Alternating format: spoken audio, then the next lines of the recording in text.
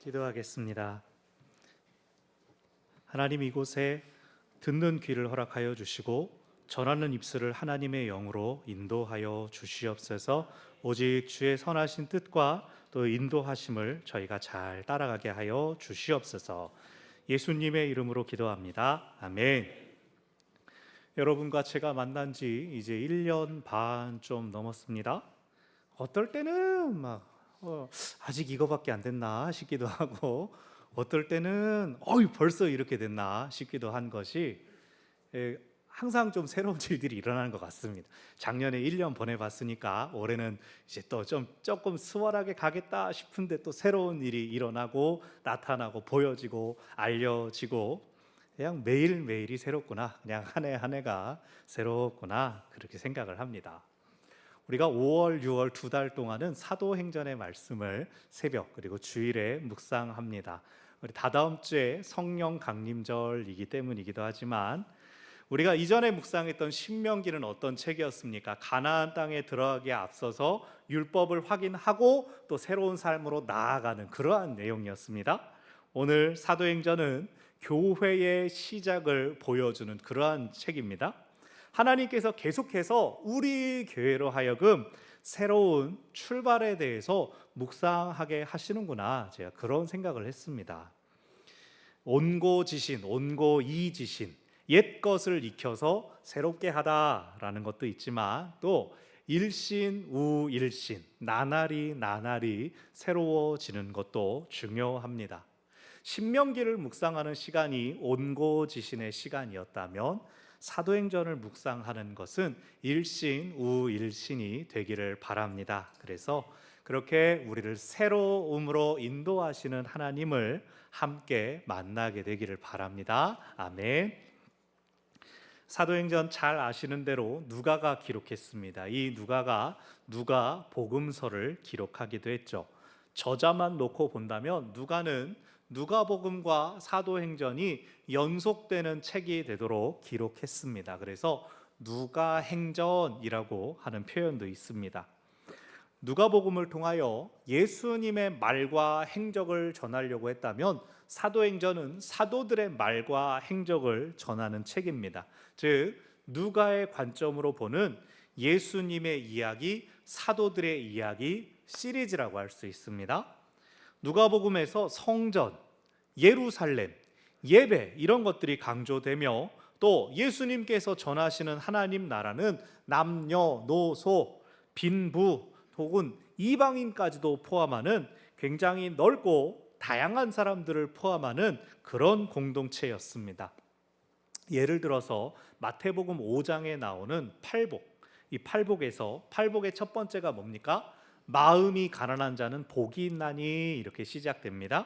그런데 마태복음 공동체는 유대인들이 많아서 유대교적인 사고에 익숙했습니다. 유대교는 이제 구약 성경의 인용도 그래서 마태복음에 많이 나타나죠. 이들은 부란 하나님께서 우리에게 주시는 복이다, 이 개념에 익숙했기 때문에, 아니 부가 복인데 왜 거기서 가난한 사람이 복을 받느냐, 이 가난함은 혹시 우리 심령의 가난함, 마음의 갈망, 갈급함, 이런 것을 뜻하는 것이겠구나. 그래서 마태복음 공동체는 마음이 가난한 자였다라고 말씀을 해석하고 적용했습니다.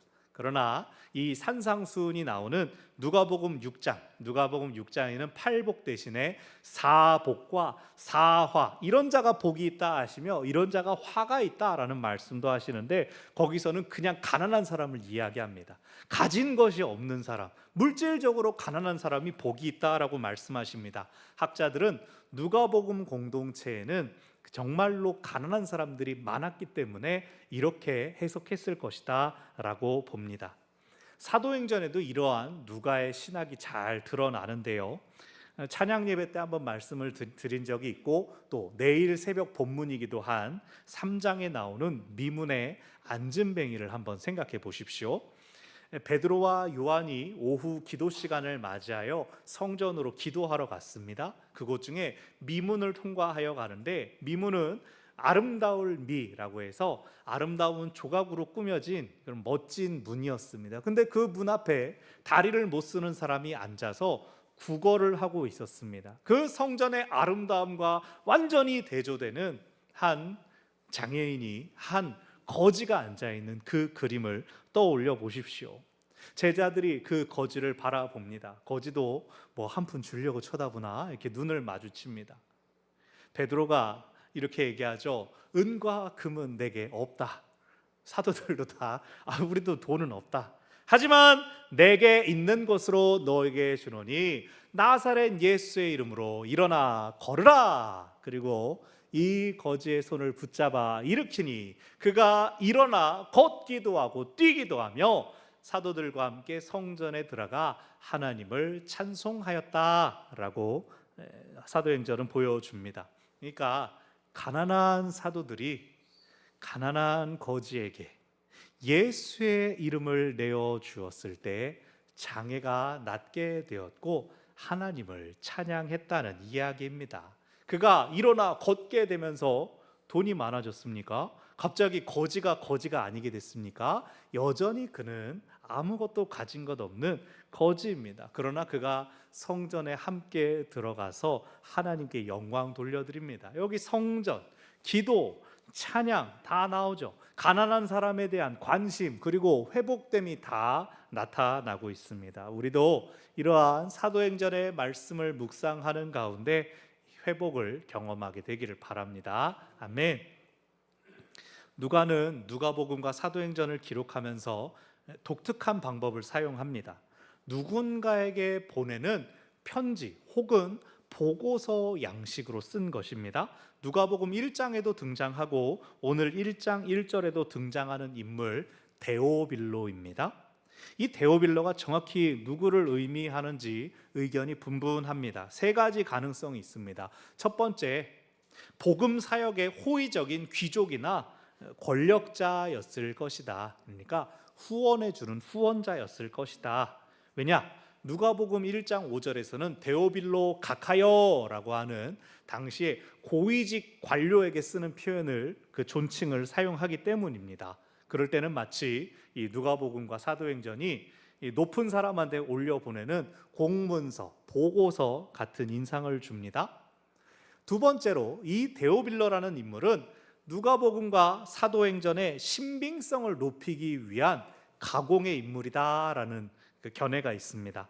누군가한테 보고하는 글이라고 하면 좀 더 객관적인 것처럼 보이지 않습니까? 이 데오빌로라는 이름은 헬라어로 하나님이라는 뜻의 데오스 그리고 친구라는 뜻의 필로스가 합쳐진 말입니다. 데오빌로, 즉 하나님의 벗, 하나님의 친구라고 하는 가공의 인물에게 보내는 보고서처럼 해서 이 글들을 좀 더 편하게 읽히게 하려고 했다라는 견해가 있습니다. 세 번째, 여기 말하는 디오빌로는 성도를 일컫는 표현이다라는 견해가 있습니다. 모든 복음서들은 그 복음서가 함께 읽혀지는 공동체가 기반이 되어 있습니다. 마태, 마가, 요한도 그렇습니다. 신약에 또 그 밖에 다른 서신서 같은 경우들도 교회를 향한 편지였다라는 걸 생각할 때 누가복음과 사도행전도 어떤 공동체, 어떤 사람들 보고 같이 읽으라는 글이었다라고 한다면 누가가 수신자들을 향하여 하나님의 친구여라고 부르는 것이 이상하지 않죠. 세상에서는 가난하고 약자이고 이방인이어도 성도는 하나님 앞에 가장 존귀한 자이기 때문에 가카라고 부를 수도 있다는 겁니다. 여러분은 이 세 가지 중에 뭐가 제일 그럴듯하십니까? 사실 세 번째가 제일 근거가 약하기는 한데 저는 세 번째를 가장 좋아합니다. 정확한 건 천국에 가면 다 알게 될 것이고 천국에 가면 사실 알아서 뭐합니까? 그냥 좋은 게 좋은 거죠. 자, 말씀을 봅시다. 1절에서 누가가 내가 먼저 쓴 글에 누가복음에는 예수께서 행하시며 가르치시기를 시작하신부터 승천하신 날까지의 일을 기록했습니다. 1절, 2절, 2절로 누가복음을 요약했습니다. 3절, 그가 고난받으시고 죽으신 뒤 다시 살아나셔서 승천하시기까지 40일간 또 하나님 나라를 가르치셨다라고 하고 있습니다. 복음서에는 나와 있지 않지만 예수님은 공생애를 사시는 동안뿐만이 아니라 부활하신 후에도 승천하실 때까지 계속 하나님 나라 사역을 하셨던 것이죠. 그러면서 예수님께서 사도들에게 명하신 것이 뭐라고 합니까? 4절, 예루살렘을 떠나지 말고 아버지께서 약속하신 것을 기다리라. 예루살렘을 떠나지 말라 하십니다. 그런데 마태복음과 마가복음을 보면 예수님께서 갈릴리에서 만나자라고 하십니다. 제자들에게 내가 부활한 후 갈릴리에 가 있어라, 갈릴리로 오라 그래라. 예수님 그 말씀을 전하십니다. 다릅니다. 마태복음에서는 아예 갈릴리에서 승천하십니다. 요한복음에서도 갈릴리에서 고기 잡는 제자들에게 예수님께서 찾아오셨죠. 그런데 사도행전을 우리가 보면서 알게 되겠지만 교회가 시작되는 곳이 또한 예루살렘이라는 것을 생각한다면 저는 예수님께서 처음에는 갈릴리에 가서 제자들을 다시 모으셨을 것이다. 그리고 40일간 계시면서 제자들을 데리고 다시 예루살렘으로 오신 것이 아닐까 그렇게 생각됩니다. 왜냐하면 요한복음 21장에서 예수님께서 베드로에게 3번 물으십니다. 너나 사랑하니? 너나 사랑하니? 너나 사랑하니? 계속 물으니까 베드로가 막 똥마려운 강아지처럼 점점 어찌할 바를 알지 못하는데 사실 왜 3번 물으셨습니까?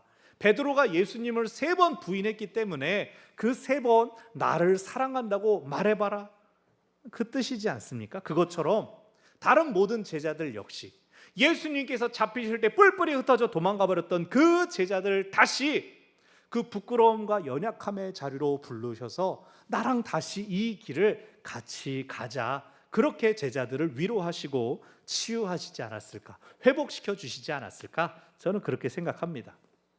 하지만 제자들은 여전히 옛사람들의 생각들을 벗어나지 못한 것처럼 보입니다. 6절에서 제자들이 예수님께 여쭙기를 주께서 이스라엘 나라를 회복하심이 이때니까? 라고 여쭙습니다.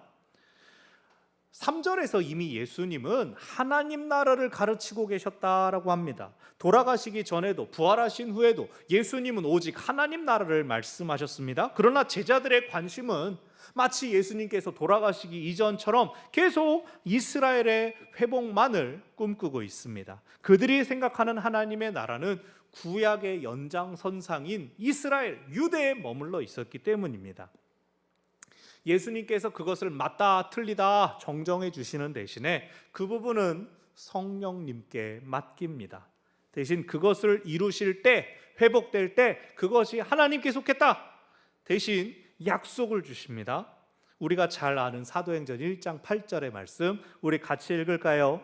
오직 성령이 너희에게 임하시면 너희가 권능을 받고 예루살렘과 온 유대와 사마리아와 땅끝까지 이르러 내 증인이 되리라 하시니라. 아멘. 너희가 기대할 것은 이스라엘의 회복이 아니라 성령의 임할 것이다. 너희는 그 성령의 임함을 보는 자가 아니라 그것을 전하는 자가 될 것이다. 그것도 이스라엘을 넘어서 땅끝까지 이르게 될 것이다. 예수님은 그렇게 말씀하십니다. 이것이 예수님의 지상에서의 마지막 말씀으로 이제 하늘로 올라가셨습니다. 제자들이 예수님 안 볼 때까지 이렇게 하늘을 쳐다보고 있을 때에 부활을 알려주었던 2 천사가 다시 나타나서 이 갈릴리 사람들아 어찌하여 하늘을 보고 있느냐, 너희가 본 모습 그대로 예수님은 다시 오실 것이니 예수님께서 너희에게 약속하여 주신 그것에 집중하라 라고 오늘 본문이 끝납니다. 그것이 무엇입니까? 무엇에 집중하라고 했습니까? 성령입니다. 제자들이 부활하신 주님을 다시 만났지만 제자들에게서 어떠한 변화는 보이지 않습니다. 사실 오늘 본문에 나오는 제자들은 예수님께서 돌아가시기 전과 다를 바가 없습니다. 어떤 면에서는 예수님도 부활하셨는데 전하고 다른 게 없는 것 같습니다. 하나님 나라 가르치시고 약속 주시고 소망을 북돋으시는 모습들은 제자들이 원래 알던 그 주님의 모습 같습니다. 하나님은 어제나 오늘이나 영원토록 동일하신 분이시니 예수님께서 또 완전히 달라져가지고 얘들아 나 달라진 거 없냐 그러면 그것도 이상을 노리시겠죠. 근데 모든 복음서가 다 똑같았습니다. 예수님께서 뭐 죽었다 살아나시긴 하셨지만, 얘들아 나도 고기 좀 갖다 주라, 어디 한번 먹는 거 좀 봐라, 얘들아 나 한번 만져볼래, 여기 구멍 그대로 있다. 똑같은 예수님의 모습 보여주셨습니다. 뭐 가끔 예수님이 벽을 통과하시긴 하셨지만, 먼 거리를 갑자기 나타나시기도 하셨지만, 뭐 똑같은 우리 주님 맞네, 제자들이 볼 때에 달라진 게 없네 했습니다. 오늘 본문에서 누가가 일부러 그런 모습들을 더 보여주는 것처럼 보입니다. 복음서에서도 제자들은 예수님께서 스스로를 드러내시기 전까지는 아무리 오랜 시간 같이 있고 뭘 해도 예수님이신 줄 전혀 알아채지 못했습니다. 누가복음에 등장하는 엠마오로 가는 두 제자를 보십시오. 오랜 시간 예루살렘에서부터 몇 시간을 걸으면서 계속 이야기를 나누는데 그 예수님이신 줄 전혀 알아보지 못하다가, 그래도 저녁 식사 좀 같이 하실래요? 그랬더니 예수님이 갑자기 떡을 딱 뜯으니까, 아니 예수님이잖아요. 여러분이 기차나 버스 타고 지방으로 내려가는데 옆에 탄 사람이랑 실컷 떠들다가 내릴 때 되니까 엄마! 이럴 수가 있겠냐 말이죠. 제자들이 그랬다는 겁니다. 요한복음에서 마리아가 어땠습니까? 우리 선생님 어디 가나?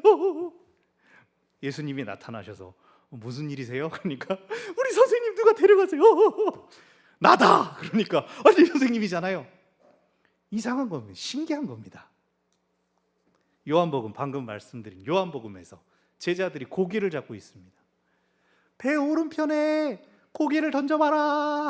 멀리서 목소리가 들려오니까 누구야? 몰라, 그냥 일단 던져보니까 던져봐. 나중에 보니까 뭐야, 우리 예수님이었잖아. 못 알아봅니다. 근데 예수님을 알게 됐을 때 일부러 모른 척 했던 게 아닙니다. 진짜로 몰랐던 겁니다. 그랬던 제자들, 이제는 예수님 부활하신 거 아는 사람들 아닙니까? 이제는 예수님께서 새로운 일을 행하실 것을 기대해야 되는데, 여전히 오늘 본문의 제자들은 그럼 이스라엘은 언제 회복돼요 예수님? 이러고 있는 겁니다. 오늘 어린이 주일이라 애들 같은 철없는 모습, 성장하지 않는 모습이 제자들 안에 있는 겁니다. 하지만 예수님은 여전히 무지하고 여전히 연약한 그들을 똑같이 사랑하십니다. 그런 그들에게 걱정 마라, 너네도 성령으로 세례 받을 거야, 이렇게 얘기합니다. 너네 그래서 언제 성령 세례 받을래? 예수님 그렇게 말씀하지 않으십니다. 아버지께서 약속하셨으니 너희가 성령으로 세례 받을 것이다. 사실 이것이야말로 예수님과 제자들의 가장 큰 차이였죠. 예수님께서 세례 요한에게 세례를 받으실 때 요한은 물로 세례를 주었지만, 세례 받으신 예수님께서 나오실 때 무슨 일이 있었습니까? 성령이 비둘기 같은 모습으로 임하셔서 이는 내 사랑하는 아들이요 내 기뻐하는 자다 말씀하시지 않았습니까? 그것이 바로 예수님의 성령 세례, 예수님께서 성령으로 충만하신 모습이었습니다. 예수님은 성령 충만하여서 당신의 사역들을 이루셨습니다. 예수님이 늘 확신에 차 있었던 것을 기억하시기 바랍니다. 세상에 사랑하는 우리 딸이 죽었어요, 모두가 엉엉 울고 있는데 예수님 거기에서 죽은 거 아니고 자니까 조용해. 사람들이 뭐야, 죽은 걸 봤는데. 나사로가 죽은 지 이틀이나 지났습니다. 자, 이제 우리 나사로 만나러 가자. 장례식 행렬이 나오고 있는데 죽은 사람이 눕혀져 있는 그 관을 만져버립니다. 멈춰라. 그리고 그 청년을 살리지 않으십니까? 예수님은 모든 죽음들 앞에서 언제나 의연하고 당당하셨습니다. 하나님께서 다시 살리실 것을 믿는 것이 조금도 주저되거나 망설이신 적이 없었습니다. 왜요? 성령 충만하셨기 때문입니다. 여러분, 근데 성령 충만하면 뭐가 떠오르세요? 어떤 상태가 영적 성령 충만일까요?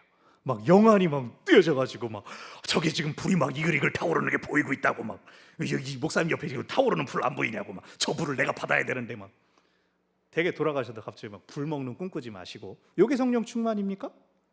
막 기도하는 족족 막 병자들이 막 나와버려서 내 손수건 갖다 올려놓고 오세요. 그 성령 충만일까요? 막 거룩에 대한 열망이 막 가득 차가지고 막 죄 있지 않을 거야, 핸드폰 저리가, 막 그럴 수도 있죠. 근데 꼭 그것이 성령 충만은 아니더라. 성령의 역사는 자유롭기 때문에 성령 충만하면 이렇다, 성령 충만하면 저렇다, 규정 지을 수 없습니다. 예수님도 요한복음 3장에서 니고데모에게 말씀하시죠. 야, 니들 바람 본 적 있어?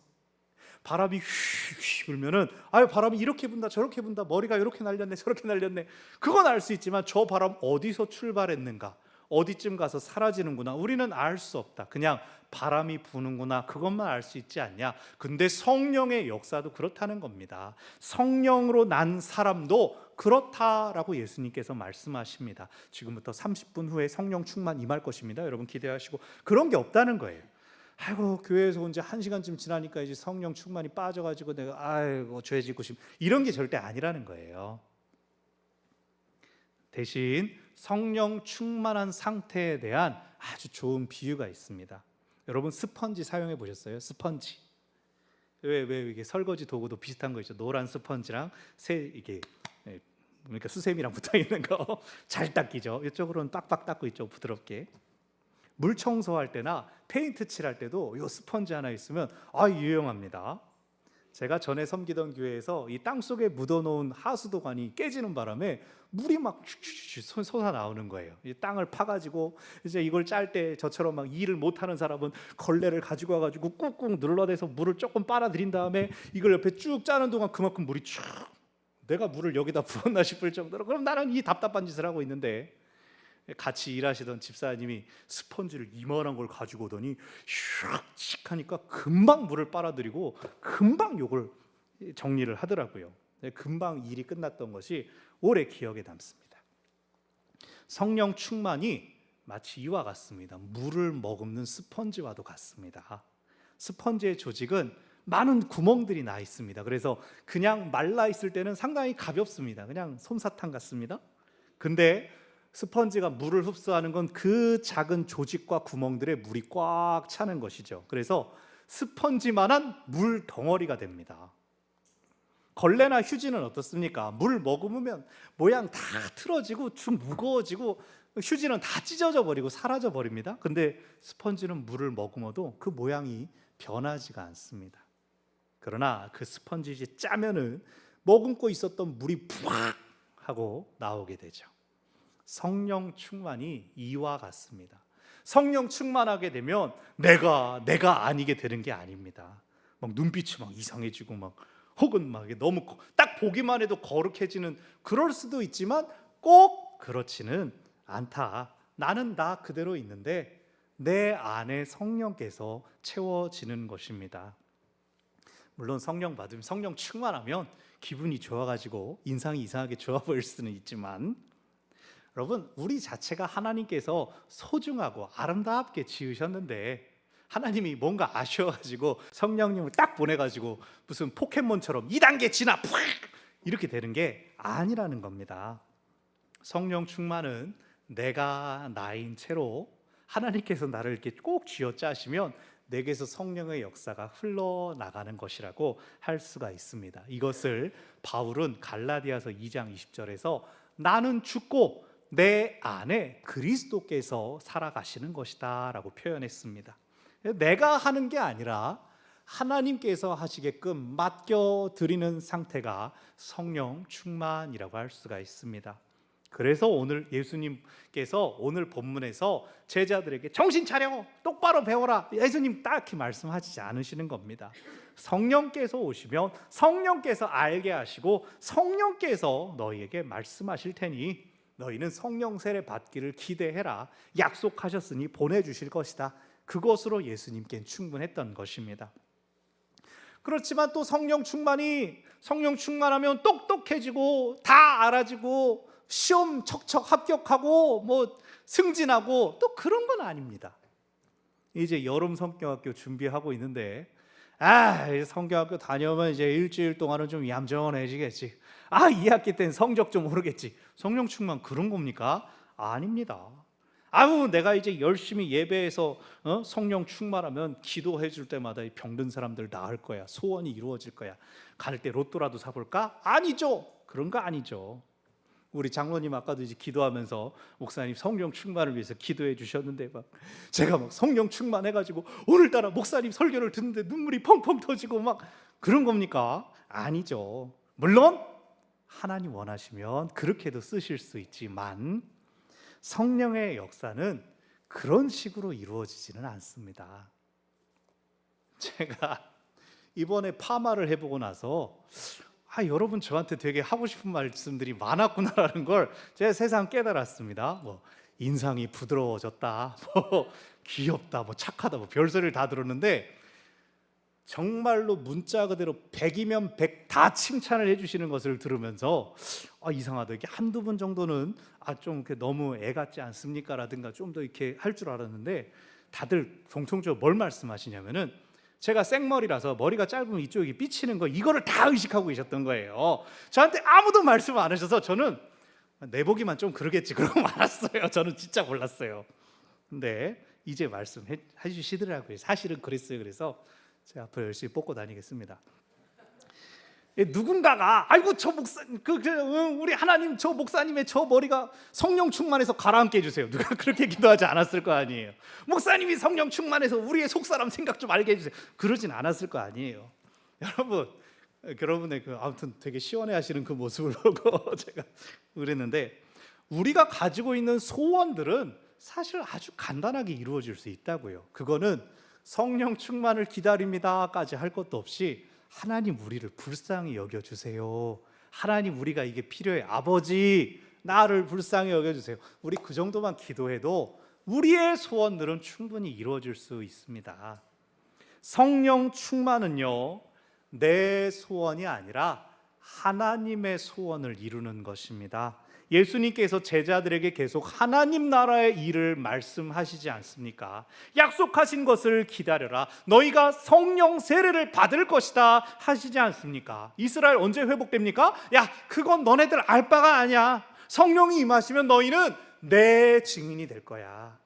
이스라엘이 회복될 거야? 아니요, 내 증인이 될 거야. 나를 전할 거야. 하나님을 전할 거야. 부활의 증인이 될 거야. 예수님은 그것을 말씀하십니다. 너희가 변화될 거다. 세상에서 높여질 것이다. 예수님 그런 약속 하나도 안 하셨습니다. 하나님 나라의 증인이 될 것이다. 2장에서 약속하신 성령 임하십니다. 그때가 오순절이었습니다. 사람들의 생각에 오순절 날이 좋아, 절기니까 그래, 오순절 5손가락을 다 펴야 되지. 아니요, 하나님은 그냥 사람이 많이 모여서 그날 그냥 성령을 보낸 거야. 사람들이 많이 모이면 니들이 전도하기 얼마나 좋아. 하나님은 그것밖에 없었습니다. 우리가 많은 의미를 부여할 필요가 없습니다. 제자들을 포함하여 120명의 사람들이 약속하신 성령을 우리에게 보내주십시오 간절히 부르짖고 기도하고, 성령이 임하자 무슨 일이 일어났습니까? 그들은 오로지 마음을 모아서 기도하기만 힘쓰고 있었습니다. 그런데 성령이 임하시자 그들이 앉아있던 그 자리에서 복음을 말하기 시작했습니다. 예수님에 대해서 선포하기 시작했습니다. 서로 언어가 다르고 목소리가 달랐지만, 말이 달랐지만 그들이 그 복음에 대하여 전하지 않고 참을 수 없게 됐습니다. 그런데 그들이 말했을 때, 그들이 모여있는 그 자리에서 그냥 외쳤을 때 지나가던 사람들이 아니 이게 무슨 말이야? 아니 내가 왜 지금 유대에 와 있는데 내 살던 동네 말을 듣고 있는 거지? 어떻게 내가 애굽 말을 듣는 거지? 내가 어떻게 메대의 말을 듣는 거지? 라고 하면서 그들이 모여서 기도하던 그 집 앞으로 모여들게 되었습니다. 땅끝까지 이르러 증인이 되리라는 예수님의 말씀이 실제로 그들 가운데 이루어지기 시작했습니다. 그래서 기도하는 사람들이 저는 무슨 나라만 할래요? 저는 어디를 가고 싶어요? 그 능력을 골라 잡은 게 아니라 하나님 맴이었습니다. 하나님 마음이었습니다. 이제 가서 외칩시다. 3명씩 조를 짜십시오. 저녁 5시까지 열심히 복음을 전하고 돌아와서 우리 간증 파티할 필요 없고, 그냥 하나님 마음이었습니다. 그냥 그들이 있는 자리에서 복음을 말하게 하시고 사람들이 와서 듣게 하셨습니다. 그들이 구할 것은 오직 성령이었고 그들을 쓰시는 분도 성령이셨습니다. 코로나 이후에 이제 회복되는 시기이긴 하지만 여전히 많은 교회들이 어려움에서 헤어나오지 못하고 있습니다.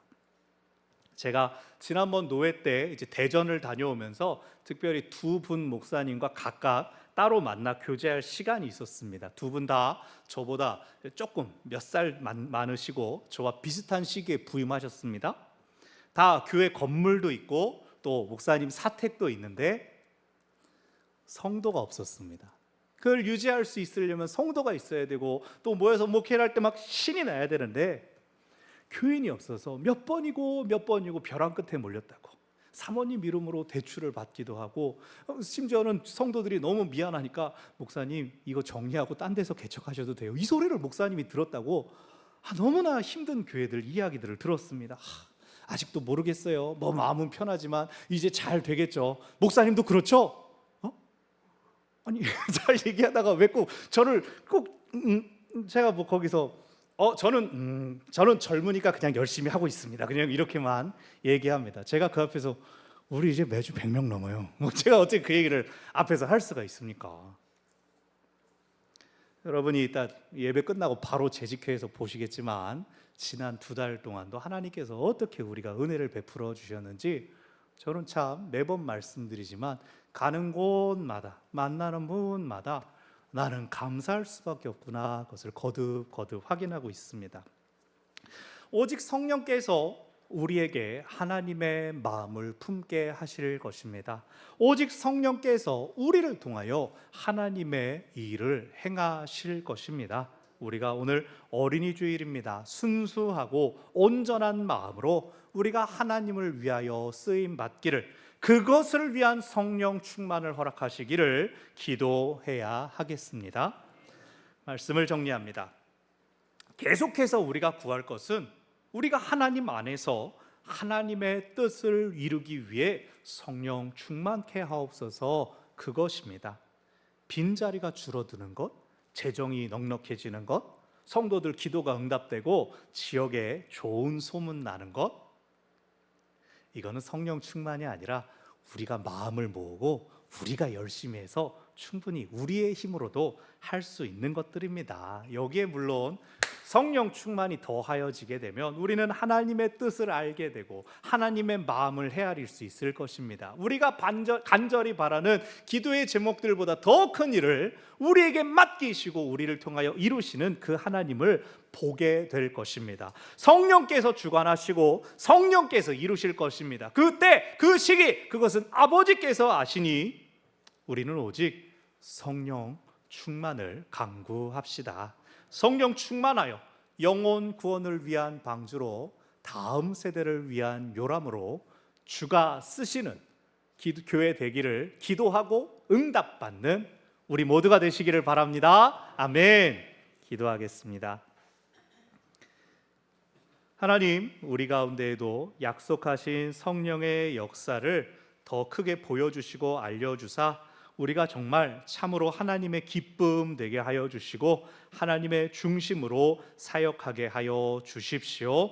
우리에게 놀라운 일들 더욱더 보이시고 알리시사 저희가 그 성령의 인도하심 구하며 기대하며 그렇게 하나님의 일 이루어가게 하여 주시옵소서.